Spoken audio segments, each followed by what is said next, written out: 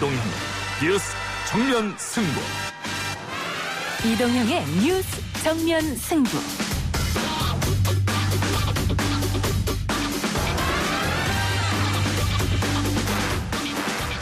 청취자 여러분 안녕하십니까, 이동형입니다. 남북관계도 코로나도 해결 방안이 잘 보이지 않습니다. 국회도 마찬가지인데요. 21대 국회 원구성 결국 여야 합의는 이루어지지 않았습니다. 민주당은 지금까지 참을 만큼 참았고 할 수 있는 그 이상을 다 했습니다. 통합당은 법사위를 운운할 자격도 견제할 염치도 없습니다. 민주당은 이제 갈 길을 가겠습니다. 우리 미래통합당은 무리한 요구를 한 적이 없습니다. 민주당은 오늘 의회 독재, 일당 독재의 문을 활짝 열어젖히려고 합니다. 갈 길을 갈 테니 목리를 그만 부리라는 더불어민주당은 잠시 후 의총을 열고 6시 다시 여는 본회의에서 법사위원장을 비롯한 상임위 구성을 강행할 의사를 내비쳤습니다. 일당 독재를 언급한 미래통합당은 대응 마련에 분주한데요. 민주당 정청래 의원 연결해서 국회 상황과 현안 들어보겠습니다. 합의와 선언도 휴지장처럼 만드는 사람들이 아무리 기름 발린 말을 한들 누가 고지 듣겠습니까? 이제부터 흘러가는 시간들은 남조선 당국에 있어서 참으로 후회스럽고 괴로울 것이다. 6.15 선언은 변함없는 남북관계의 나침반입니다. 남북관계가 방향을 잃으려는 지금 6.15 정신을 다시 기억해야 합니다. 오늘 6.15 남북 공동선언을 한 지 20주년이 되는 날입니다. 그러나 남북관계 파행은 지속되고 있죠. 대북 전단 비난에서 시작된 북한의 경고와 비난 수위는 점점 높아져 우리 정부 전반에 대한 불만과 불신까지 드러내고 있습니다. 북한은 왜 이런 비난을 하고 있는지, 북미, 한미 관계의 맥락에서는 어떻게 해석해야 할지 한동대 박원곤 교수와 이야기 나눠보겠습니다. 교육부는 대학생의 목소리에 응답하라! 학습관 침해에 대한 대학 등록금 반환을 즉각 실시하라! 코로나19 확산으로 대학들이 어렵게 문을 열었습니다. 온라인 강의로 수업을 대체했지만 질과 방식을 놓고 학생들의 반발이 크지요. 등록금을 환불해달라는 목소리도 높아졌는데요. 대학들 중 처음으로 건국대가 등록금을 부분 환불하기로 입장을 밝혔습니다. 이 이야기 기자 언박싱과 온갖 문제 연구소에서 다뤄보고요. 코로나19 생활 방역의 한계와 여름철 선호되는 마스크에 대한 방역 효과까지 전해드리겠습니다. 6월 15일 월요일 이동형의 뉴스 정면 승부 시작합니다.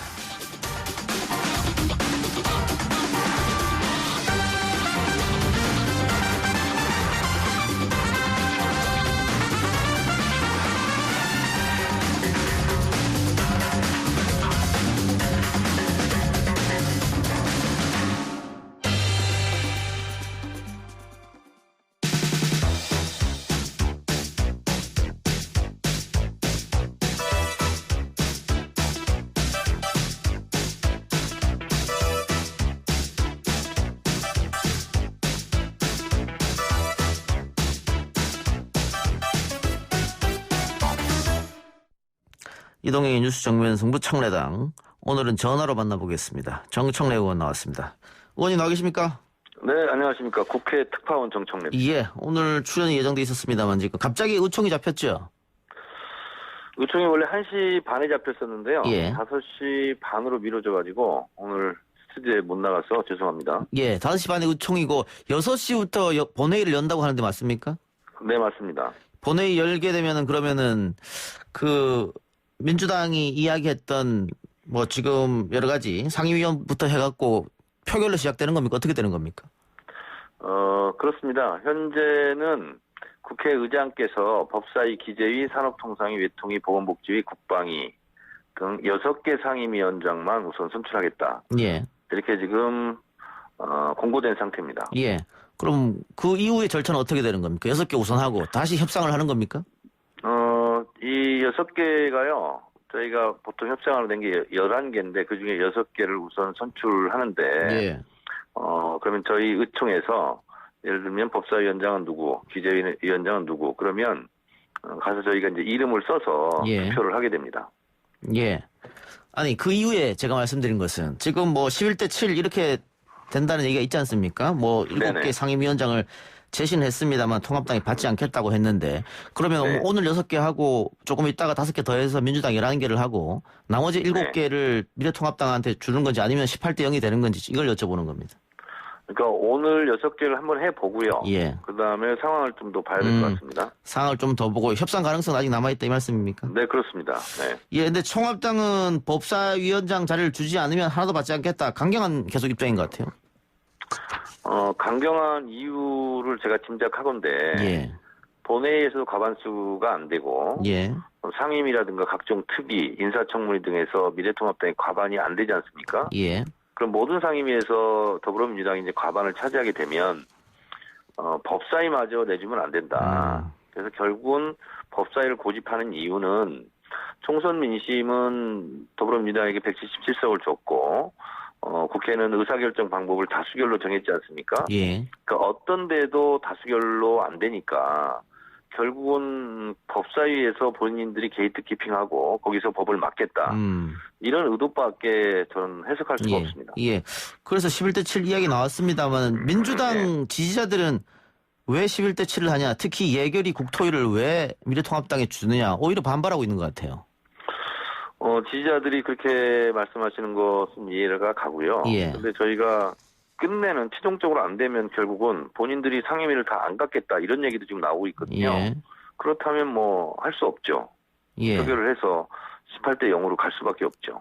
미래통합당이 계속해서 제안을 받지 않으면 결국은 표결로 밖에 할 수 없지 않느냐 이 말씀이네요. 네, 그렇습니다. 방법이 없지 않습니까? 합의가 예. 안 되고 협의가 안 되면 예. 그렇다고 국회를 마냥 이렇게 문 닫아놓고 일을 안 할 수는 없고 또 3차 추경도 지금 처리해야 되는데 예. 언제까지 이걸 미룰 수는 없죠. 그 미래통합당이 거기에 또 반발해서 뭐 장애투쟁이라든가 보이콧이라든가 이렇게 하면 어떻게 하겠습니까? 그건 뭐 야당이 선택한 것에 대해서 저희가 어떻게 하지 마라 할 수는 없는 일 아니겠어요? 예. 또 본인들이 정치적 판단과 선택을 하시겠죠. 예, 근데 국회 표결로 가게 되면 결국은 민주당도 상당히 부담스러울 것 같긴 한데요. 뭐 아름다운 모양새는 아닐 수 있으나, 예. 그런데 무작정 기다리고 일 안 하고 양보만 할 수는 없는 일 아니겠어요? 제 개인적인 생각입니다만 어쨌든 협상이 안 되면 결국은 총선 민의가 더불어민주당이 힘을 갖고 일을 해라. 그래서 예. 과반 의석을 주셨기 때문에 국민의 명령을 따라야 된다고 생각합니다. 지금 6시까지 한 40분 남았는데 그 사이에 극적 타결될 가능성은 없을까요? 그럴 가능성은 없어 보입니다. 예, 알겠습니다. 네. 국회 파행에 뭐 될 가능성도 있고 아니면 극적으로 또 며칠 있다 합의할 수도 있으니까 조금 지켜보고요. 네네. 자, 원구성 얘기는 그 정도로 하고 21대 1호 법안으로 언론개혁 문제를 정 의원님이 들고 나왔습니다. 네. 허위 보도나 가짜 뉴스로 인한 피해에 최대 3배의 손해배상을 청구할 수 있는 개정안 갖고 나오셨는데 보수 언론에서는 이게 여당이 언론의 재갈 물리기를 시도한다. 또 뭐 여러 가지 문제점을 지적하고 있습니다. 어떻게 보고 계세요? 언론의 재갈을 물리려는 게 아니라요. 허위 보도 가짜 뉴스의 재갈을 물리려고 하는 거예요. 예. 그러니까 반발할 이유가 전혀 없고요. 예. 허위 보도 가짜 뉴스를 하지 않으면 뭐 어떤 법의 저촉도 없거든요. 예. 그래서 어떤 논점이나 주장, 의견 이런 걸 가지고 만약에 그걸 못하게 하는 법을 만든다면 그 표현의 자유를 억압한다. 그 말이 맞지만 아니 가짜뉴스 허위 보도를 하지 말아라. 하게 되면 3배 이상으로 벌금을 물린다. 그럼 안 하면 되지 않습니까? 예. 의견 제시나 정책 비판 이건 얼마든지 하더라도 가짜 뉴스는 안 된다 이 말씀이지 않습니까? 그렇습니다. 그런데 이 법이 제정되면 표현의 자유 자체가 위축되지 않겠느냐 뭐 이런 이야기도 있어요. 그러니까 이 법은 악의적으로 허위 사실임을 알고 일부러 고의적으로 하는 경우를 얘기하는 거거든요. 예. 그러니까 예를 들면 이런 거예요. 2004년도에 만두소 파동이 있었거든요. 예. 그래서 도하 언론이 한두 달 가까이 막 전폭적인 맹폭을 했는데 예. 나중에는 만두소가 아무 문제가 없었어요. 예. 그래서 만두 유통업자들이 다 도산하고 또 만두소 사장은 한강에 투신자살까지 했거든요. 예. 근데 아무 문제가 없고 보도가 잘못된 거잖아요. 허위 예. 보도 가짜뉴스 아니었습니까? 예. 거기에 사과한 언론이 하나도 없어요. 그에 대한 책임을 지는 언론도 없었고. 책임을 지는 언론도 없고 미안해하는 언론도 없었거든요. 예. 그거는 범죄 행위 아닙니까? 예. 그래서 언론 보도는 다 그게 선이 아니잖아요. 예. 범죄일 수도 있잖아요. 예. 근데 그 부분을 가려서 예. 금지를 하겠다 알겠습니다. 이런 것이기 예. 때문에 거기에 대해서 오히려 반대한다면 저는 역으로 그렇게 질문하고 싶어요. 그럼 허위보도 가짜 뉴스를 계속 보도하겠느냐라고 예. 되묻고 싶어요. 예. 그런데 지금 우리나라 법원이 이 언론 보도로 인한 피해에 대해서 위자료를 판결한 거 보니까 가장 많은 퍼센테이지가 500만 원이더라고요. 근데 지금 의원님 세배면은 결국은 1,500만 원 정도밖에 안 되는 거 아니겠어요? 그래서 그러니까 예, 일부 민주당 지지자들은 정청래 의원이 타협한 거 아니냐, 3배 아니고 30배 이상 해야 되는 거 아니냐 이런 주장도 있습니다. 저도 페이스북에다 그렇게 썼어요. 여러분들 생각처럼 심정적으로는 3배 아니라 30배, 300배라도 하고 싶다. 예. 그렇지만 법이라는 것은 안정성이 있잖아요. 예. 제가 징벌적 손해배상을 적용하고 있는 분야를 찾아보니까 법이 17개가 있더라고요. 예. 환경 분야, 음식물 분야, 이런 분야인데 다 3배 이내로 지금 돼 있어요. 예. 그래서 거기에 지금 언론이 빠져 있는 거거든요. 예. 그래서 징벌적 손해배상은 미국의 경우 피해액이 크고 또 피해를 입는 사람이 너무나 많다. 그래서 반사회적 범죄로 규정하고 있고 그런 경우는 징벌적 손해배상을 하고 있는데 우리도 이미 많이 하고 있죠. 여러 분야에서. 예. 예를 들면 대기업이 중소기업의 기술을 빼앗아 갔다거나 갑질을 한다거나 아니면 대리점에게 갑질해서 피해를 입힌다거나 이런 경우는 3배로 물리게 돼 있어요. 예. 거기에 준해서 낸 겁니다.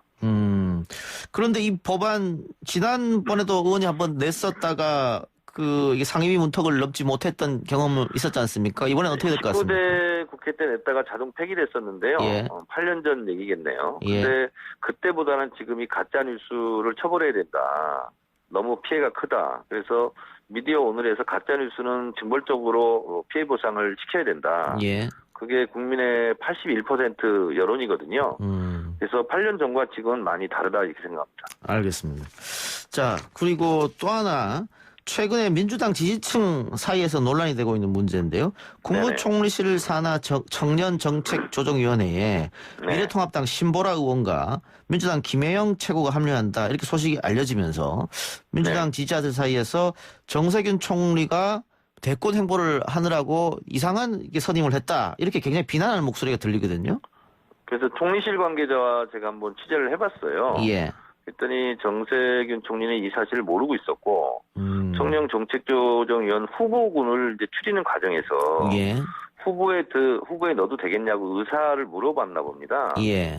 그 과정에서 그게 이제 밖으로 유출이 된 것 같고 그래서 제가 알고 있기로는 두 사람 다 안 되는 걸로 제가 알고 있습니다. 후보가 상당히 많았고 후보군에 넣어도 되냐 이렇게 의사를 물어봤는데 언론에 벌써 임명됐다고 이런 식으로 났다 이 말씀이네요. 그렇습니다. 그래서 그런 가능성이 있는 거 아니냐 그래서 임명될 것 같다 이제 이렇게 좀 와전이 된 것 같은데 총리실 입장에서는 정치인은 아무래도 여러 가지 논란도 있고 그러니까 정치인은 배제하는 걸로 입장을 정리한 걸로 알고 있어서 두 분은 포함이 안 되는 걸로 제가 얘기를 들었습니다. 예. 지난주에 의원님 우리 스튜디오 나왔었을 때 그때도 김여정의 이야기였죠. 네네. 여쭤본 적이 있었는데 그때 의원님 대답이 대화하자는 시그널이다 이렇게 말씀하셨단 말이에요. 그런데 네네. 그 이후로 지금 북한의 도발이라고 할까요? 성명이라 할까요? 비난 수위가 높아지고 있습니다. 네. 남북관계는 분단 이래 긴 호흡으로 좀 봐야 된다라는 차원이고요. 역사적으로 봤을 때도 북한이 도발을 했거나 아니면 긴장 상태가 높아지면 반드시 화해 무드가 있었거든요. 그래서 긴 관점에서 보면 이 상황을 지혜롭게 잘 넘기면 결국은 대화를 갈 수밖에 없다라는 부분을 제가 말씀을 드린 거고 지금 상황은 조금 양상이 다른 것 같아요.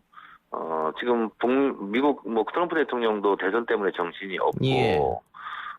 그리고 그런 상태다 보니까 김정은 위원장이 신년사를 통해서 밝힌 금강산과 개성공단의 재개 이것이 좀 요원한 일이 돼버렸기 때문에 어쨌든 긴장을 최대한 높여서 다시 이 매듭을 풀려고 하는 그럼 어떻게 보면 북한의 지금까지 반복적인 전략이었거든요. 예. 그러니까 북미 대화가 가능했던 것도 ICBM을 발사함으로써 급격하게 대화 국면으로 간 거거든요. 예. 그래서 지금 결국 긴장도를 계속 높이는 것은 결국은 이것이 파국으로 간다 이런 보다는 결국은 대화로 가기 위한 또 하나의 장애물, 허들이지 않겠는가 그런 생각이 들어서 이거를 빨리 좀 제거하자라는 시그널로 저는 읽고 있어요. 그럼 우리 전략은 어떻게 짜야 되겠습니까?